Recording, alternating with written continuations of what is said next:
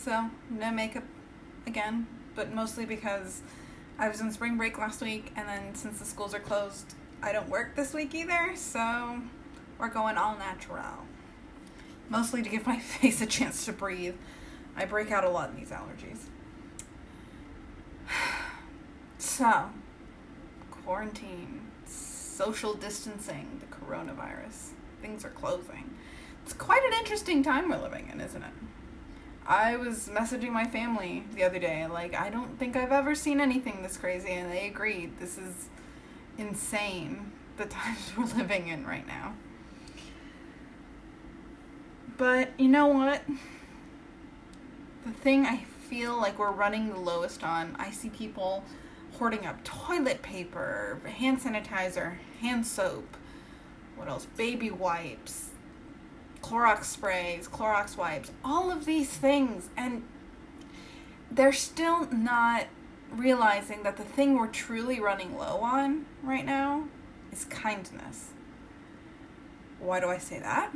Because if you've ever seen any of these stories, it's kind of getting ridiculous out there.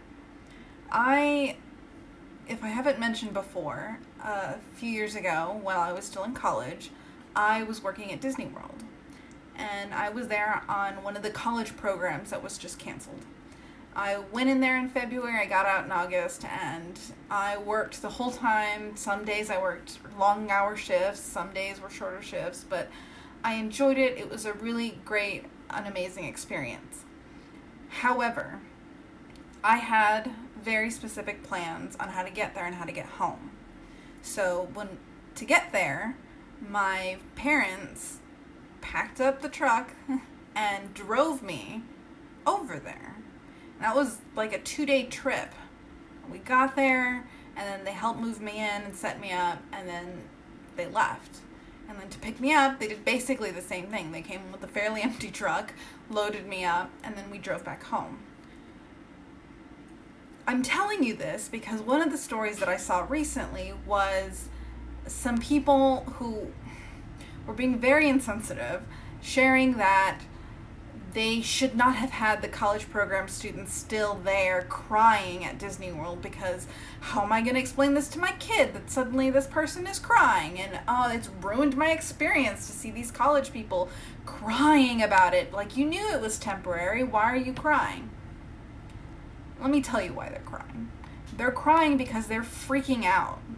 Because if I had been there in that situation, my parents would have either had to buy a plane ticket and somehow figure out what to do with my stuff, because I had too much stuff to just throw on a plane, and it's kind of expensive to ship heavy stuff. I had a couple big boxes of things like clothing, things like my usual bathroom toiletries, just little things that I kept around the house, souvenirs that I'd bought while I was there, that were not gonna just go on a plane with me. I would have been freaking out because if they were going to come pick me up, it was going to take them 2 days to get there and to unload me.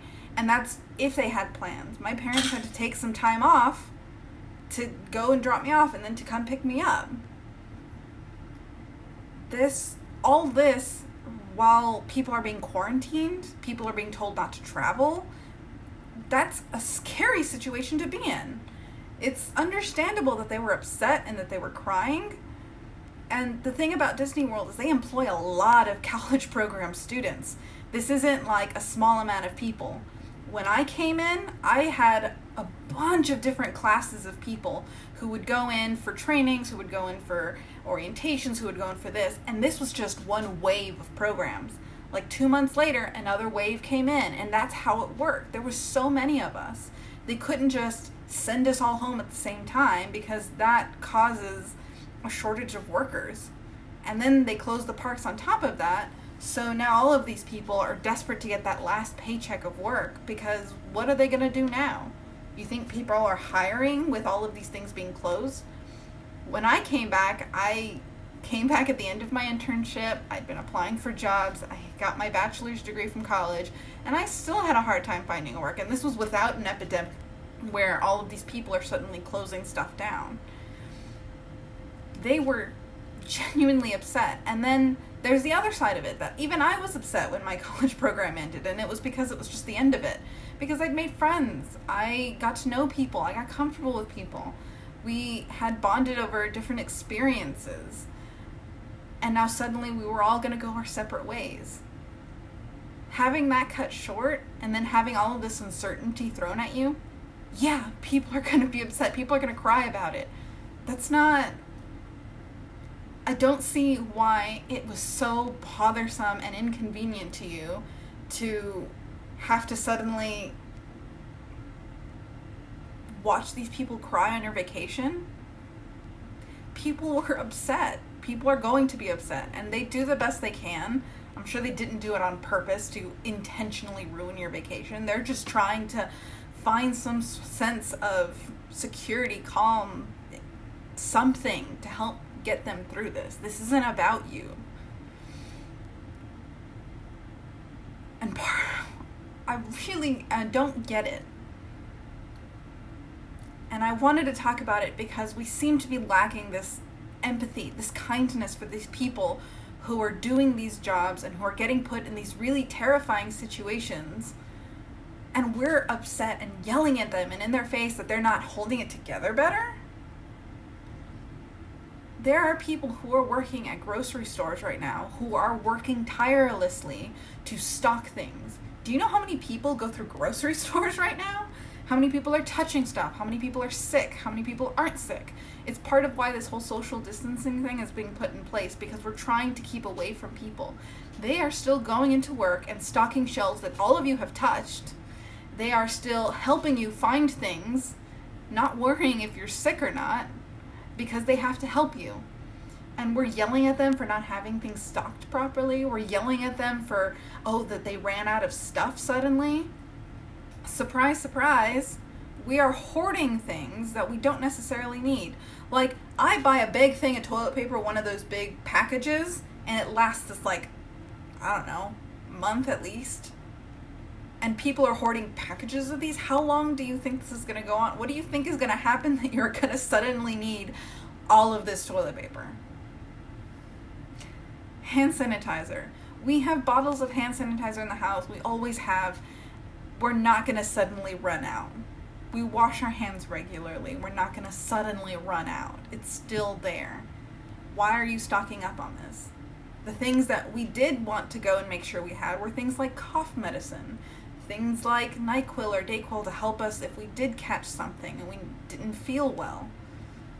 Those are the things we're stocking up. Maybe even a box of tissues. Why are you stocking up on these things that don't matter? And in the process of doing this, we're hurting one another to get stuff.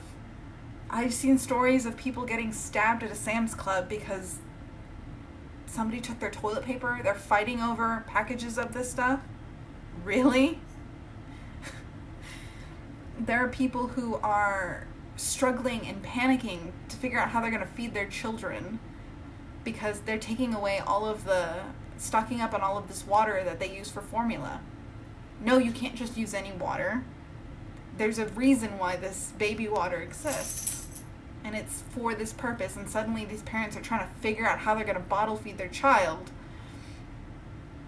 through this because suddenly their water supply is not there. People are stocking up on formula to price gouge people so that they can make some money off of it. This is not okay. And a lot of these people don't have other options to go to. I know some people who don't breastfeed their child because they can't. And they rely on formula to feed them. And suddenly all of this is being taken away because people want to make a quick buck.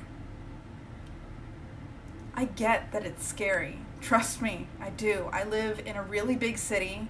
My job is currently up in the air because I work with workplaces and school districts, and the schools are closed, so until they open up again, I don't really have a job. And I can't really go out. I don't want to go out. I went to the doctors and I'm recovering from that, and now I'm scared to go outside in case I catch something. I have to figure out how to stock our fridge properly enough that we don't run out of food in case the stores close. And no, I don't mean that by I'm stocking up a bunch of things like I'm a food bank. I'm just trying to make sure that I have enough to get through a couple weeks. I don't really go outside anymore, and I love to go outside. And I'm an extroverted person. I love people. I like to go talk to people, hang out with people, getting to know people. That's kind of what I thrive off of. And now suddenly I'm here trying to socialize with my cats and my husband when he comes home, which is another worry that I have because he works in an industry that is really needed right now. He works with pharmaceuticals, which means that that's not going to close anytime soon if they can help it, because those are the people who make products that are used in hospitals, products that are used in pharmacies. They can't just go away. We need that right now. So I'm worrying about him going off and being at work with all of these other people. All the while, I'm trying to remember to be kind to other people. If I don't need it, I'm not buying it. We like to keep water on hand, bottled water on hand, because that's what my husband likes to drink. If needed, we won't buy it. I didn't go hoard a bunch of bottles of water in case it runs out and he desperately needs it. He doesn't need it that bad. We bought like maybe one of those like gallons of water to get us through it. I didn't go hoard all of the pasta, not that there was much left. I just bought a bag of pasta because it lasts pretty long and I can figure out different ways to cook it. I get that it's scary. I'm scared of what's going to happen next too. But we need to remember that panicking doesn't help anybody. Think of this as when your kid falls when they're little and they hurt themselves. You don't freak out and scream and cry bloody murder. You calmly go, you see the situation, and you see what they need to make them feel better. Freaking out only ever makes it worse. So all of us panicking at the same time is what's causing a lot of these problems. The shortages in stores is people panicking.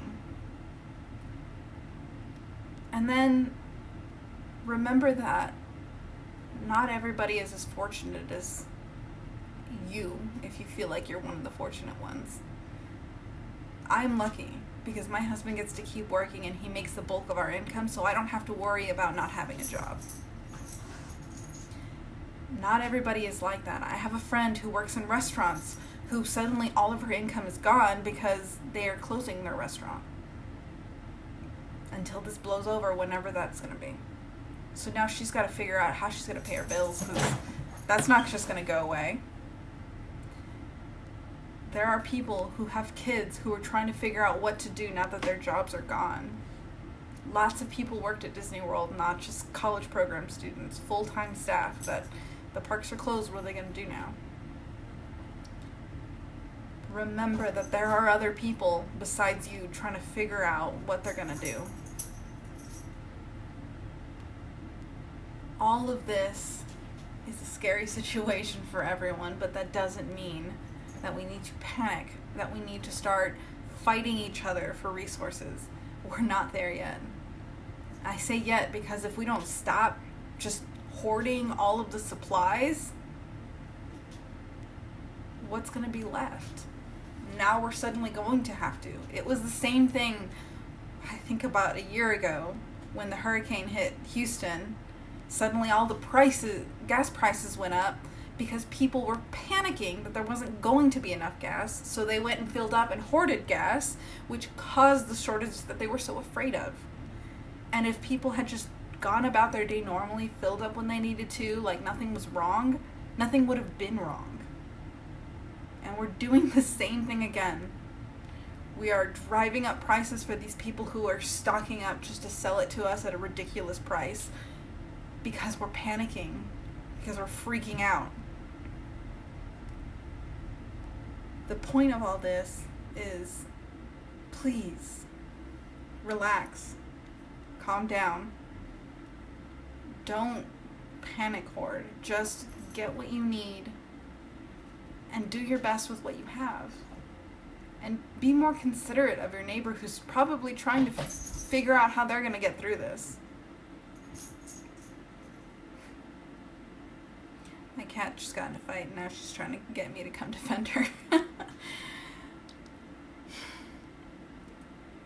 Please, remember that through all of this, we need to be kind and care about each other. because there's still hope. There's still some good people out there, and we're going to get through this some way or another. The things that are helping me get through this are stories like somebody who bought the last pack of toilet paper at a store, and somebody was like, dang it, I need some. So they went to the parking lot and split it between them.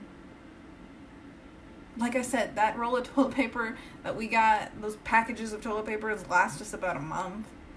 I don't need all of it. We need to look out for each other and make more stories like that, where if somebody needs something, you're there to help them out. Instead of more stories like people getting stabbed at a Sam's Club and people trying to freak out and panic buy stuff to drive up prices. Be kind and help your neighbor out, because you never know when the shoe's going to be on the other foot. Thanks for listening.